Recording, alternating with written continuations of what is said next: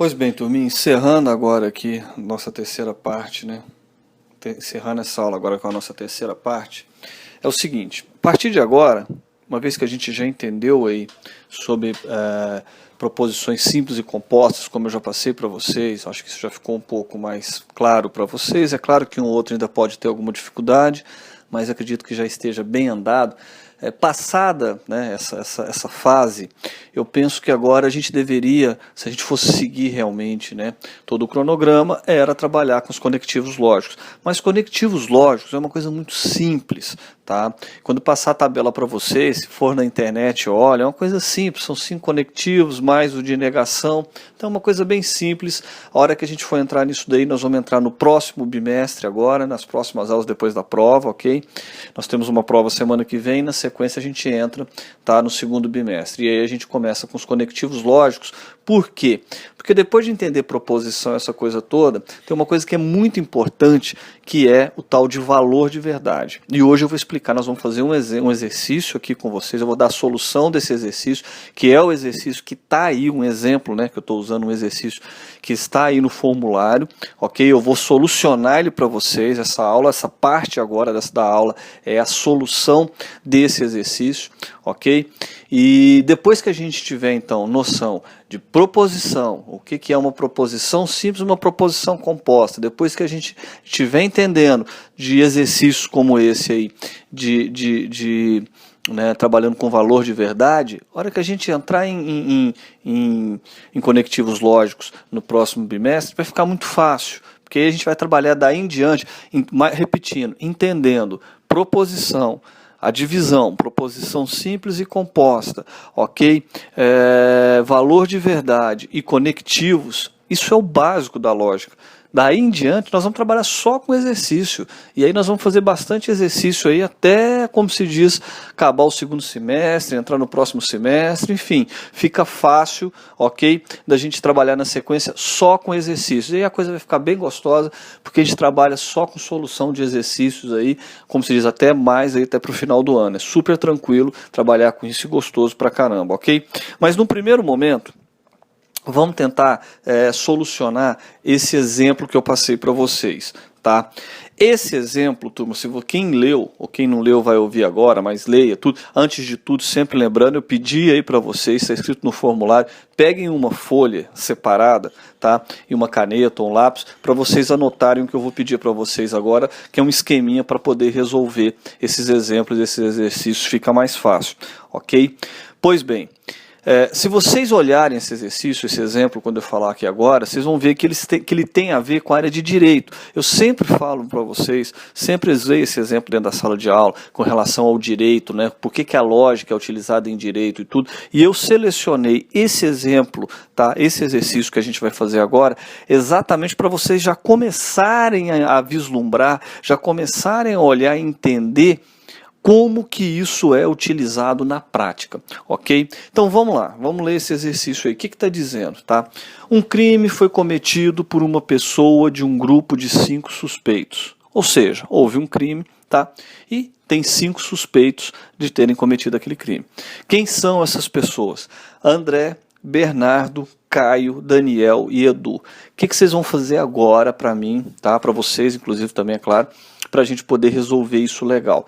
Vocês vão pegar na folha de vocês, aí no meio da folha, escrevam André, embaixo de André Bernardo, embaixo de Bernardo Caio, embaixo de Caio Daniel, embaixo de Daniel Edu, ok? Deixem o lado esquerdo, uma margem esquerda, né? Para poder escrever, e uma margem direita também, tá? Deixa espaço, tanto do lado esquerdo quanto do lado direito. Coloca essa coluna no meio da folha aí, ok? Então vamos lá. Perguntados, né, eles sendo interrogados lá, os 5, sobre quem era o culpado, cada um deles, tá, afirmou. Então vamos lá, ou seja, cada um deles fez uma afirmação, tá, que pode ser tomada como proposição, porque, na verdade, como é uma afirmação, a gente pode tomar ela como verdadeira ou falsa. Legal? Qual foi a proposição ou afirmação, né, que André disse? Sou inocente. Ok, Bernardo, Caio é o culpado. Caio, Edu é o culpado. O que o Daniel disse? André disse a verdade. Edu, Bernardo mentiu. Tá, como é que a gente sabe, na verdade, desses 5, usando lógica, como é que a gente pode saber quem é que está falando verdade, quem é que está falando mentira, ok? Isso, ou né, quem está sendo verdadeiro e quem está sendo falso, ok? Então, por aí, volto a dizer, eu peguei e selecionei esse exemplo para vocês, porque eu acho que é um exemplo bem legal de vocês começarem a entender realmente como é que funcionam esses processos, né? Quando um delegado está fazendo, né, tomando esses depoimentos, quando um juiz está lá, né, cuidando de um inquérito, enfim, quando um advogado pega um determinado caso. É bem, como diz o trabalho, isso aqui é um exemplozinho bem básico, tá? Bem simples, mas é por aí que a coisa funciona, tá legal? Pois bem, o que se diz na sequência? Sabendo-se que apenas um dos suspeitos mentiu e que todos os outros disseram a verdade, pode-se concluir que o culpado é. Aqui um aluno, né, mais atento ou uma aluna mais atenta poderia muito bem chegar para mim e falar assim: professor, mas por que a gente sabe que apenas um dos suspeitos mentiu?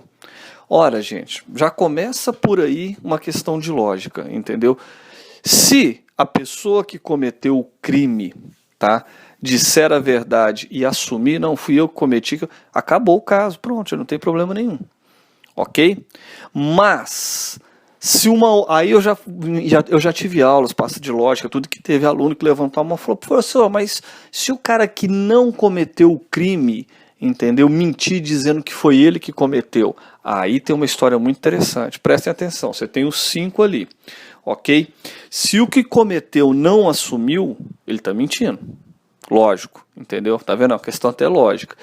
Se o que não cometeu assumiu, ele também está mentindo. Se você tem 2 pessoas mentindo, você tem uma contradição. E vocês vão ver como é que isso fica evidente, tá? Na hora que a gente for resolver esse caso. Pois bem, como é que a gente resolve esse caso? Como é que a gente soluciona isso? Como é que a gente soluciona esse caso? A gente começa tomando, vamos lá agora para a folha, peguem a folha aí, a gente começa tomando como princípio, a gente precisa ter um critério para resolver essas coisas. E qual é o critério? A gente começa tomando como princípio o fato de que o André está falando a verdade. A gente poderia começar dizendo que ele está sendo falso, que ele está falando mentira? Poderia também. Mas vamos sempre tomar como princípio, como critério. Isso é um critério. A gente pode tentar resolver isso, tudo dar errado e depois voltar lá de novo, fazer novamente, colocar o André como sendo falso o que ele falou? Pode, mas vamos ter um critério, nós precisamos ter um critério. E o critério que a gente vai adotar é o de que, num primeiro momento, o que o André está dizendo é verdade, ok? Se o André disse, sou inocente, e a gente toma isso como verdadeiro, o que a gente vai fazer? Do lado direito, vocês vão colocar um Vzinho aí, ok? Se o que o André disse é verdade, e ele realmente é inocente, vamos lá do lado esquerdo do André e vamos colocar um I, ok? Ou seja, o que ele falou é verdade e ele é inocente, ok? Vamos agora fazer uma análise do que o Bernardo disse. O Bernardo disse, Caio é culpado, ok. O Bernardo se referiu ao André que veio antes? Não. Então o que o Bernardo está dizendo é novo. Tá? Se o que o Bernardo está dizendo é novo, vamos tomar isso como verdadeiro também, porque ele não está falando nada em relação ao André. Então a gente vai dizer que é verdade também o que o Bernardo disse, e o Bernardo é inocente também, ok? Porque se ele está dizendo que o Caio é culpado, ou seja, então não é ele, então ele também é inocente, ok? Agora, quando a gente chega no Caio, ok? A coisa começa a dar uma enroscada. Vejam bem, entendeu? Porque se o Caio é o culpado, qual que é o primeiro critério que a gente tem que tomar na análise dessa frase do Caio? É ir lá do lado esquerdo, né, do lado esquerdo do Caio, e colocar um Czinho, culpado, porque o Bernardo já disse que ele é culpado, e a gente tomou o que o Bernardo disse como verdadeiro, ok? Se o Caio é o culpado, e a gente tomou isso como verdadeiro porque foi o que o Bernardo disse, quando ele diz Edu é o culpado, o que ele diz é falso. Então nós vamos colocar um F, entendeu? Do lado direito, porque o culpado é Caio. Nós já tomamos isso como verdadeiro, nós tomamos uma afirmação do Bernardo como verdadeira. Ok? Beleza. Aí nós vamos para a afirmação de baixo, a do Daniel. Tá? André disse a verdade. Existe alguma coisa em André nas outras 3 últimas afirmações? Existe a própria afirmação do André, né? Dizendo que ele é inocente. Tá? O que o Daniel está dizendo contradiz o que o André está falando? Não. Então, o que ele está dizendo, Daniel, é verdade. Do lado direito coloca um Vzinho, do lado esquerdo a gente coloca um I, né? Que é o I de inocente aí no Daniel. Só que a hora que a gente chega agora, entendeu? No Edu, a gente tem um problema seríssimo. Prestem bem atenção. Se a gente colocar que o que o Edu está dizendo é verdade, ok? Prestem bem atenção. Automaticamente façam uma análise. O que o Bernardo está dizendo é falso, ok? Se a gente colocar o que o Edu está dizendo como falso, automaticamente nós vamos ter duas afirmações falsas entre os 5. E aí nós vamos ter um problema, porque nós vamos entrar numa contradição. Prestem bem atenção, ok? Só que como é que resolve isso? Nós vamos tomar como princípio, tá? Porque como nós estamos tendo um enrosco aí, prestem bem atenção. Se a gente coloca, tá, aquilo que o Edu está dizendo como verdadeiro, então o que o Bernardo disse é falso, ok? Se o que o Bernardo disse que é falso, se o que o Bernardo disse é falso, muda toda a característica da história aí. Então vamos lá. Vamos tomar. E se eu coloco, então, beleza, que o Edu está dizendo é falso, eu entro em contradição. Porque eu vou ter o Edu falando uma coisa falsa e o Caio também. Então nós temos que resolver isso. Tá? Para evitar a contradição, para ter tanto o Caio quanto o Edu, para não ter tanto o Caio quanto o Edu falando uma coisa falsa, eu vou tomar, tá, aquilo que o Edu está dizendo, tá legal? Como verdadeiro. Se eu tomo aquilo, coloco um Vzinho aí do lado direito do Edu, como verdadeiro, o que que acontece? Automaticamente eu tenho que colocar aquilo que o Bernardo está dizendo como falso. Então nós vamos fazer o seguinte, vai lá no Bernardo agora, risca lá o verdadeiro que vocês colocaram lá do lado direito e vamos colocar como falso. Professor, mas aí nós temos 2 falsos de novo, entramos em contradição. Mas presta bem atenção. Se o que o Caio, tá, está dizendo, tá, segundo o Bernardo, é falso, então o Caio é inocente. Presta bem atenção. Se o que o Bernardo está dizendo em relação ao Caio, o Bernardo está dizendo que o Caio é culpado. Se agora, tá, eu vejo, tá, eu tomo como sendo falso essa afirmação do Bernardo, então o Caio não é culpado, então o Caio é inocente. Se o Caio é inocente, a afirmação que ele está dizendo, o Edu é culpado, é verdadeira. Pronto, cheguei na solução. Ou seja, eu tenho uma pessoa mentindo. Quem está mentindo é o Bernardo, entendeu? E, na verdade, o culpado da história realmente é o Edu. Façam uma análise novamente, tá? Para vocês terem uma ideia. Porque eu não posso ter 2 contradições. Senão nós vamos entrar naquela história que eu falei no início.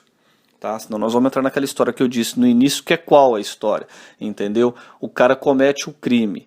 Tá? Se ele fica quieto, entendeu? Ele já está mentindo, ele já está sendo falso. Ele diz que não é ele, está sendo falso. Se outra pessoa, entendeu, assume o crime não sendo ela que cometeu o crime, ela também está sendo falsa. Então aí nós temos 2 contradições. Tá? Por isso que não pode ter 2 contradições. Por isso que uma pessoa aqui só, precisa só de uma única pessoa estar mentindo, tá? Para que a gente possa resolver essas histórias. Porque se tiver 2 contraditórias, dá problema.